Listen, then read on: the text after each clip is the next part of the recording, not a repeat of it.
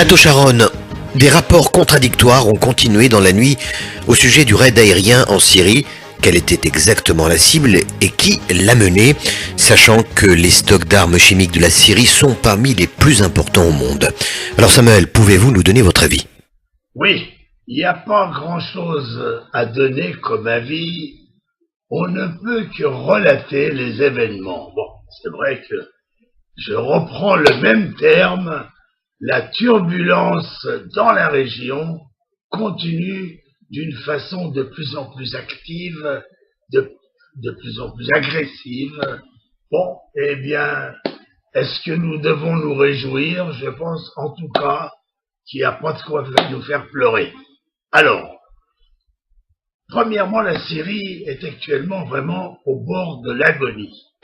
Encore quelques jours, peut-être quelques petites semaines, et on ne parlera plus, en principe, de l'autorité syrienne. Mais la Syrie est quand même au sommet de sa puissance en quantité d'armes qu'elle détient, en quantité d'armes chimiques en particulier, et le Hezbollah, ce touche-à-tout du terrorisme, veut s'emparer, avant la dégringolade complète de ses amis syriens, il veut s'emparer de tout l'arsenal chimique. C'est pourquoi on a vu, il y a 2 jours, des bombardements, on a des avions, 12 avions F-16 ont attaqué. Certains disent que ce sont des avions israéliens. Bon, on a vu, paraît-il, des avions israéliens.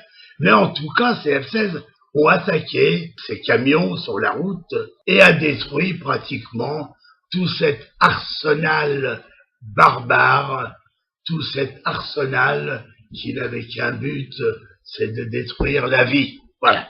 Voilà, tous ces bons hommes, toutes ces bonnes organisations, tous ces États ne pensent qu'à une chose, c'est se renforcer pour attaquer et détruire la vie. Voilà. Si vous voulez, ça peut être la base de notre émission. Les attaqueurs de la vie de tout le monde.